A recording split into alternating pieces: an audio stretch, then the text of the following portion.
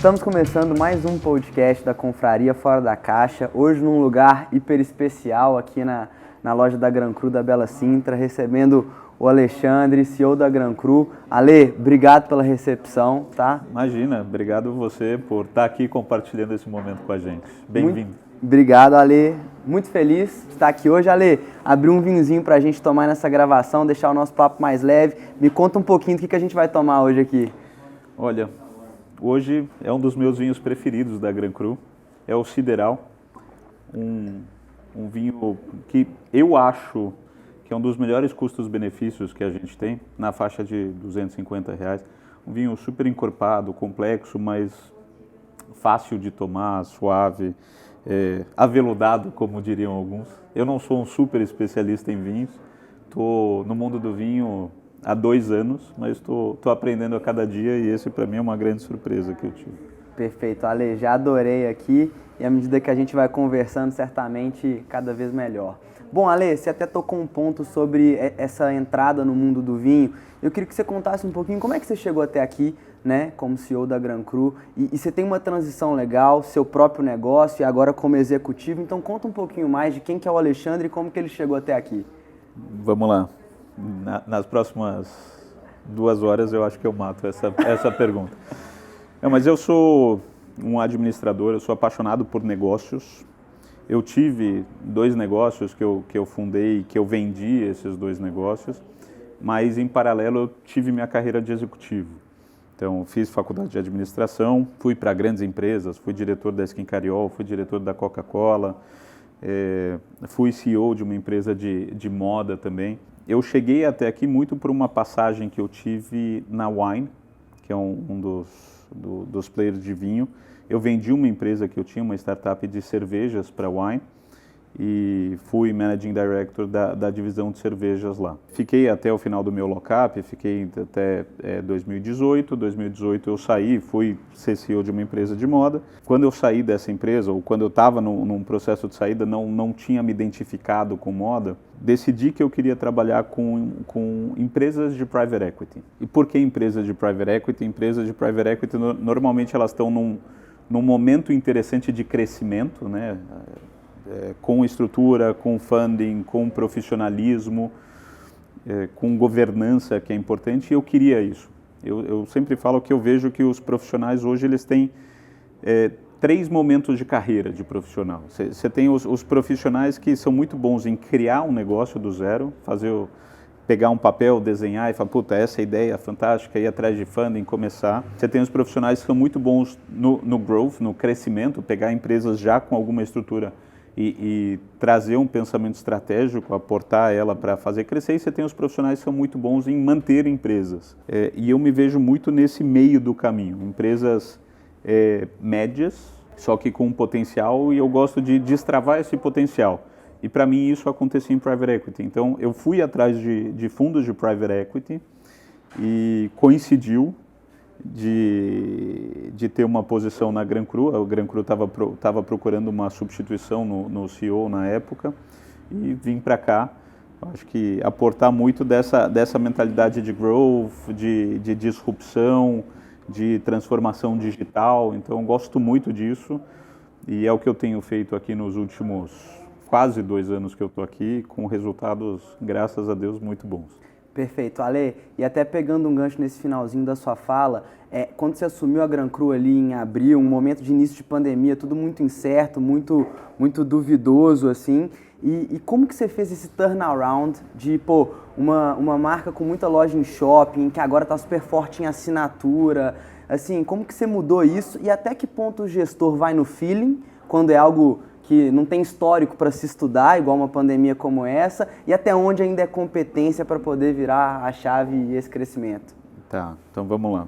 Eu entrei na Gran Cru em novembro de 2019, exatamente nesse momento que o fundo entendeu que a Gran Cru precisava de transformação.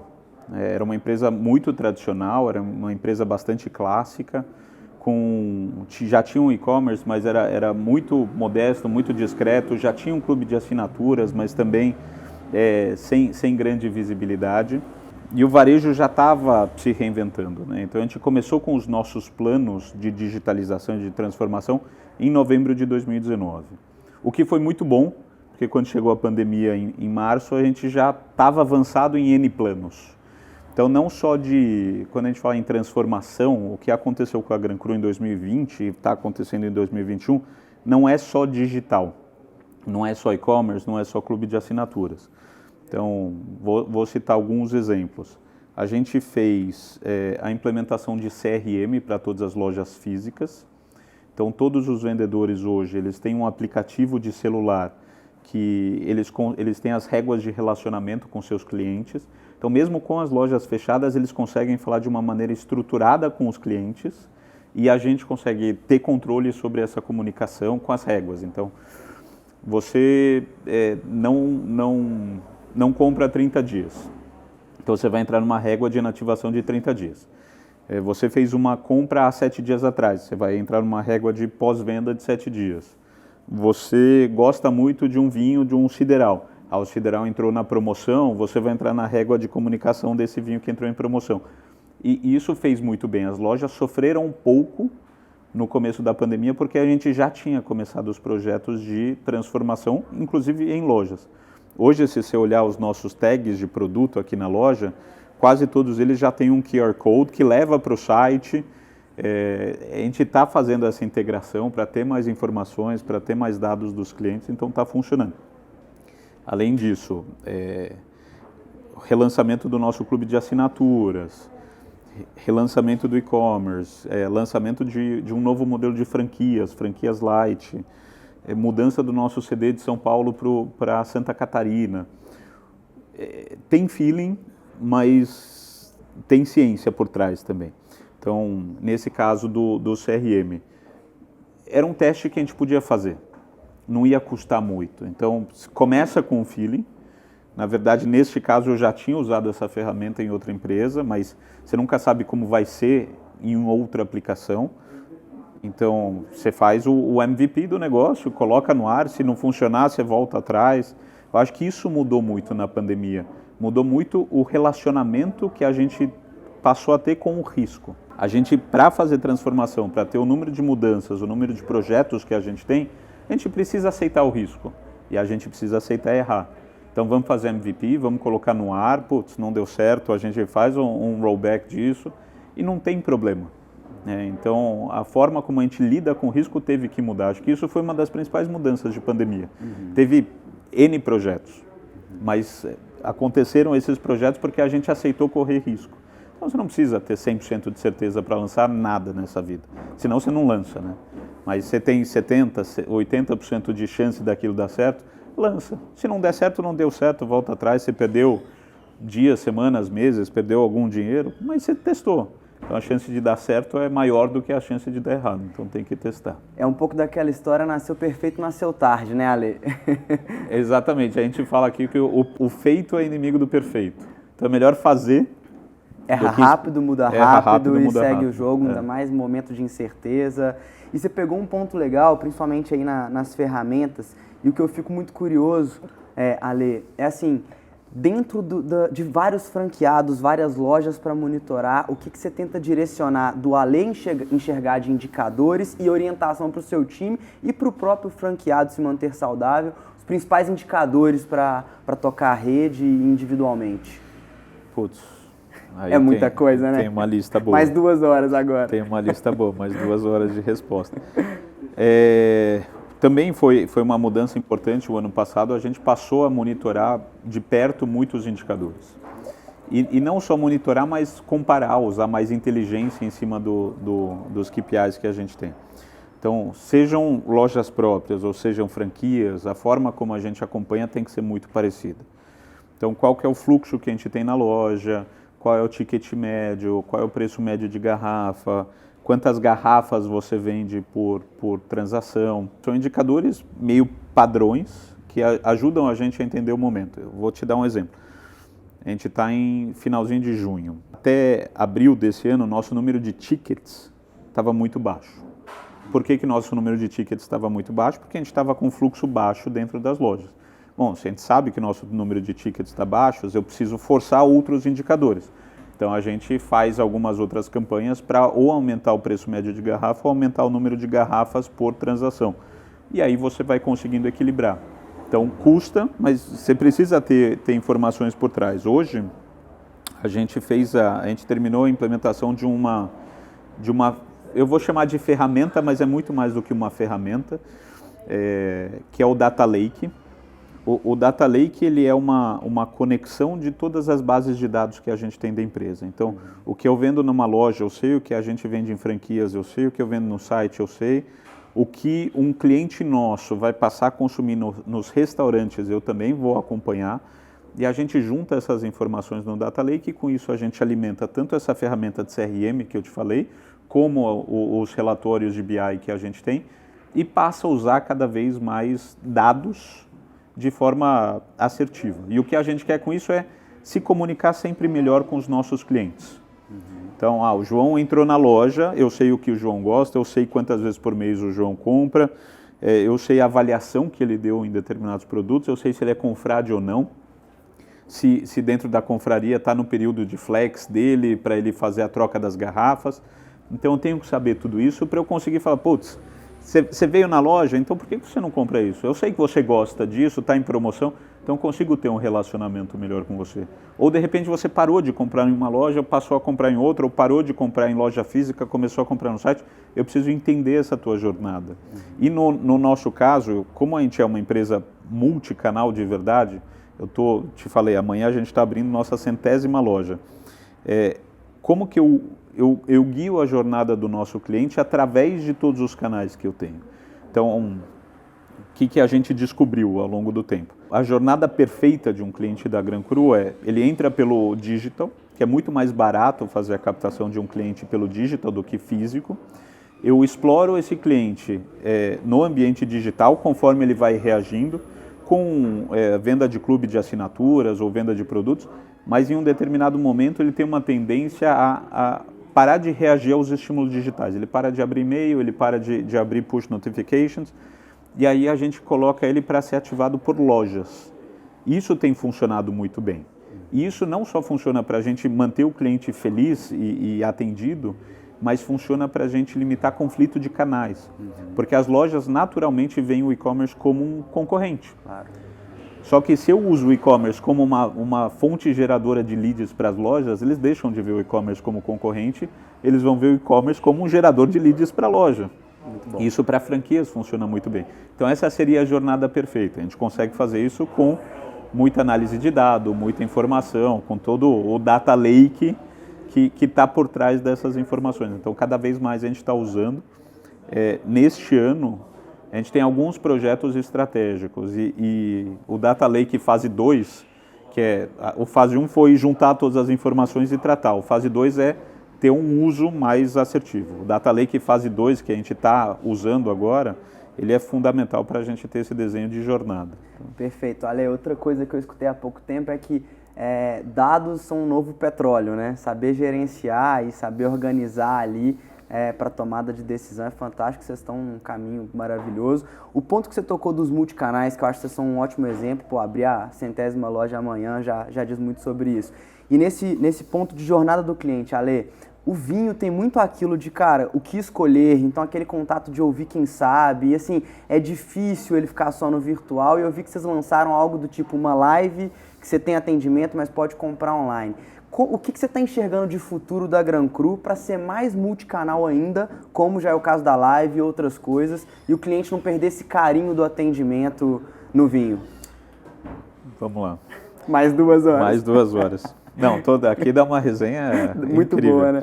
A Gran Cru, ela se fez em cima de atendimento presencial e consultivo.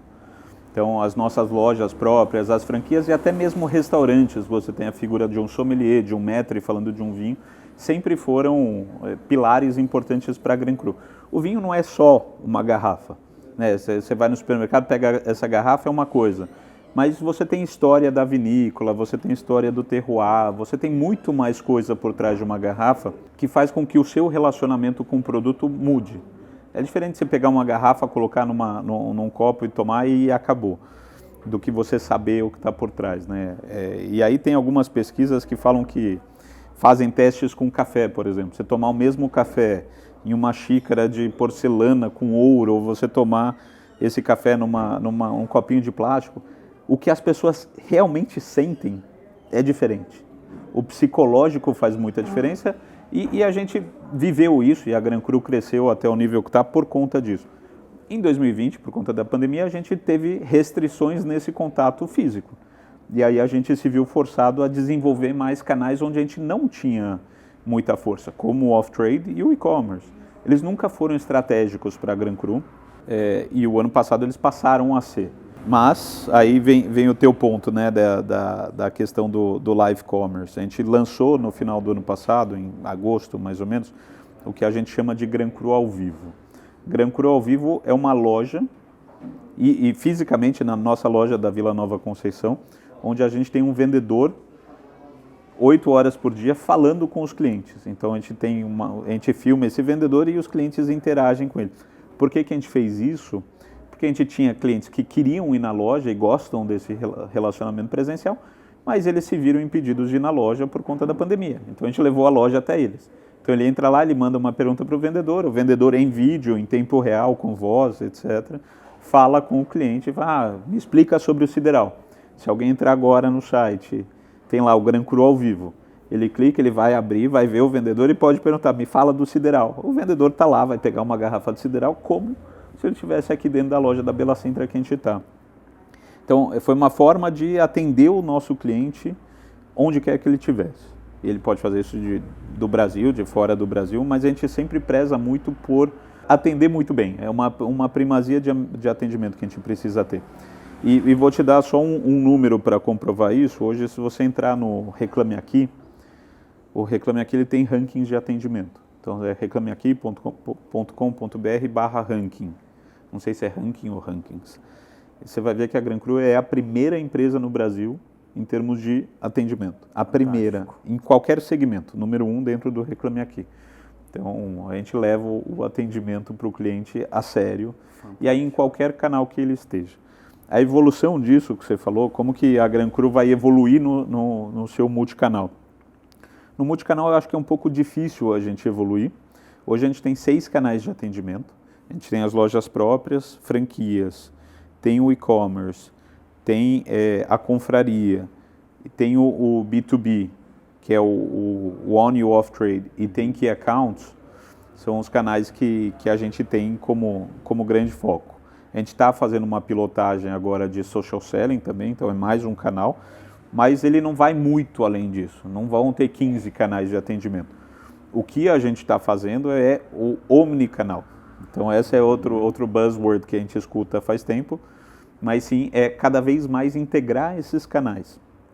Então é a loja levar para o site, é o site levar para a loja, garantir que a informação e o tratamento de cliente seja igual aonde quer que o cliente esteja.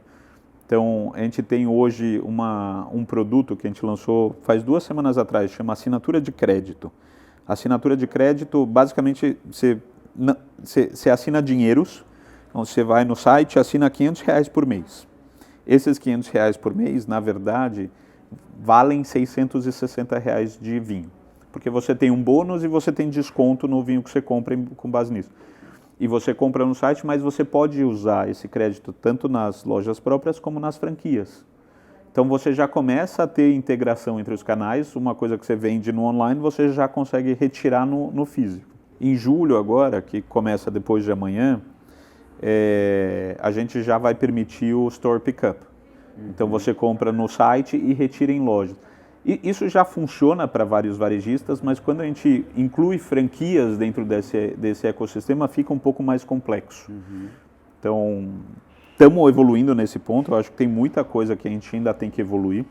A Gran Cru, no segmento de vinhos, é o único player que pode se beneficiar da omnicanalidade, porque a gente tem 100 lojas, a gente tem um site forte, a gente tem uma expansão, uma abrangência nacional bastante forte, e até o final do 3º trimestre a gente já está 100% funcional em toda a omnicanalidade. Então é o Ship from Store, a gente vai ter frete expresso em 23 estados que a gente atua.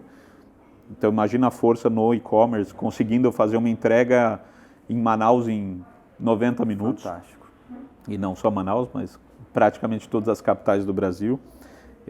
E a gente vai permitir o frete grátis com o Store Pickup, então você compra no site, vai na loja, e para a loja isso é muito bom, né? Porque a gente está dando leads para fazer cross-sell, para se relacionar com o cliente, e o Endless Aisle, que já funciona, que é a loja poder vender através do site. Hoje todas as lojas elas podem vender através do site e elas podem vender tanto a assinatura de crédito como a confraria, que é a assinatura normal de vinhos que a gente tem. Então, cada vez mais integrar isso e integrar isso com os nossos confrades também, que você falou, está crescendo bastante. Agora a gente está numa pegada de oferecer benefícios no resto do ecossistema que a gente tem.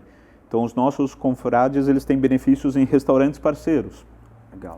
Você sai da Bela Sintra, você vai comer aqui na Doc Lobo, você vai ter 5 restaurantes que você ou não tem rolho, ou tem uma entrada de graça, ou tem uma sobremesa de graça, simplesmente pelo fato de você ser confrade. Então, para o restaurante é bom porque eu estou mandando o fluxo para ele. Para o confrade é muito bom porque ele tem mais benefícios para ser confrade. E para a Gran Cru é muito bom porque eu estou fidelizando o meu cliente. Perfeito.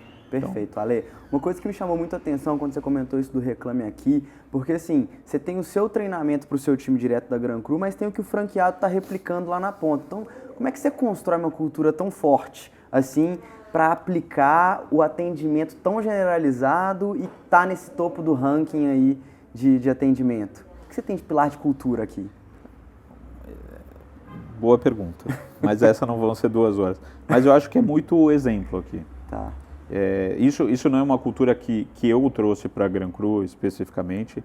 A Gran Cru já tinha essa cultura de excelência em servir, mas o nosso produto também demanda que a gente tenha essa excelência em servir. Então tem, sem dúvida, muito treinamento, mas tem, assim, o primeiro contato tem que ser o último contato.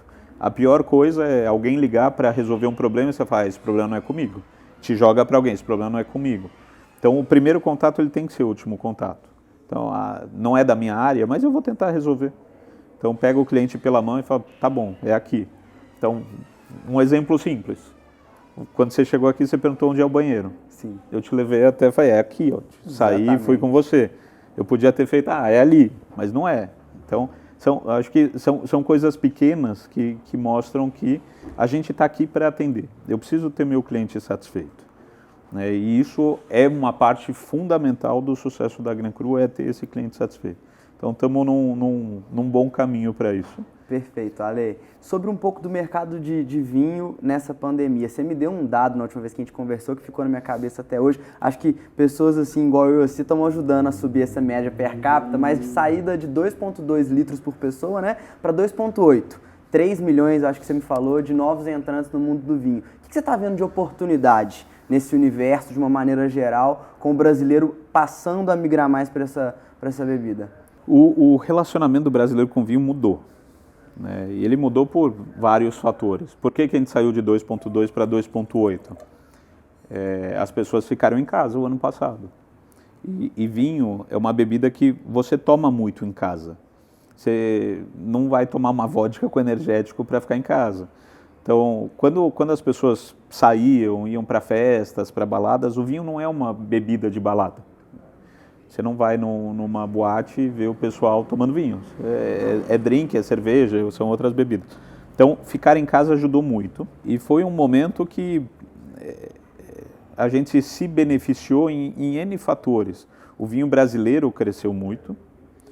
O vinho importado cresceu muito. O segmento que mais cresceu, na verdade, tanto nacional como importado, foram os vinhos de entrada.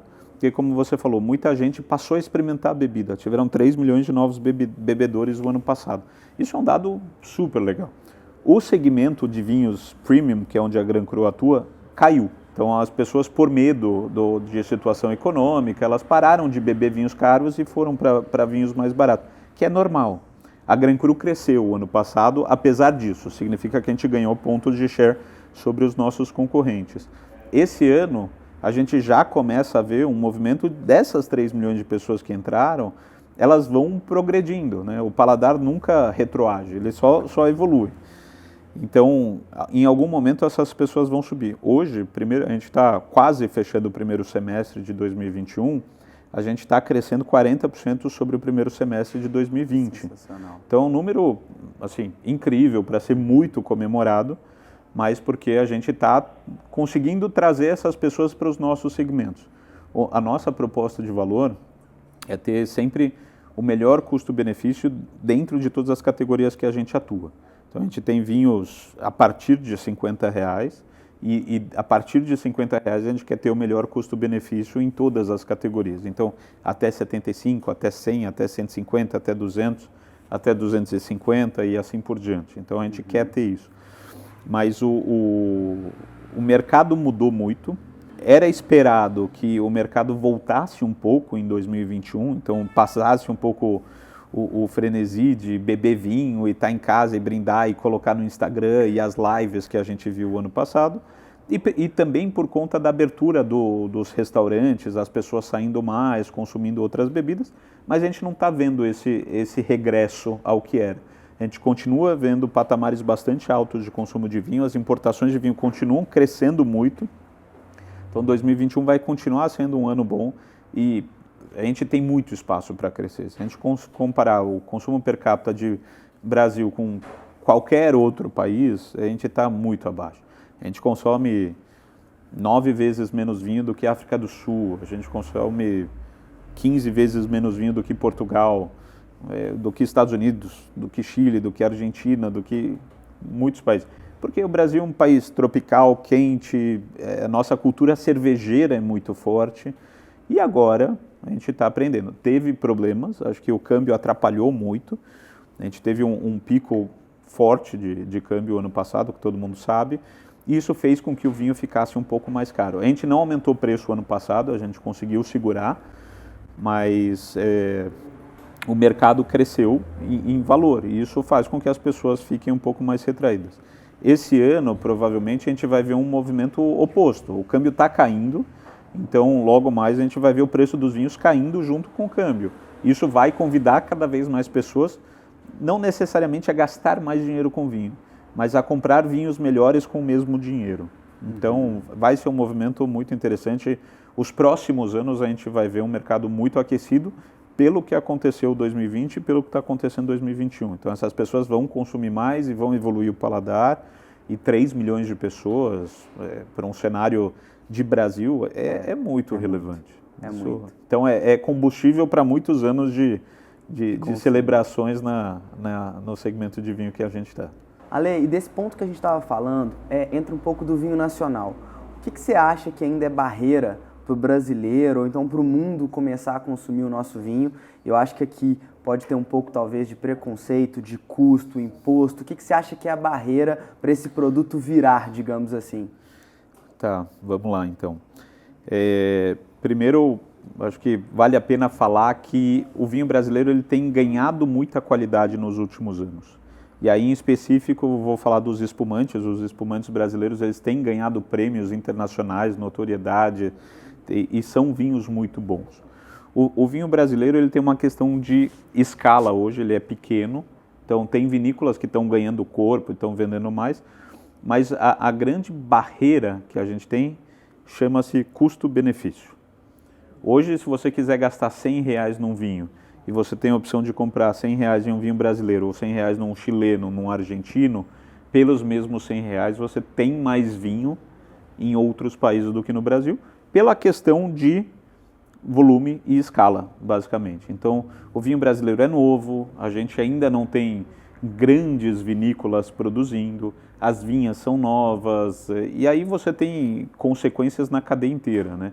Desde colheita até o processo, até engarrafar, até a logística, tem a questão tributária também, que é fundamental, mas estamos evoluindo. Aos poucos a gente vem evoluindo nos vinhos brasileiros.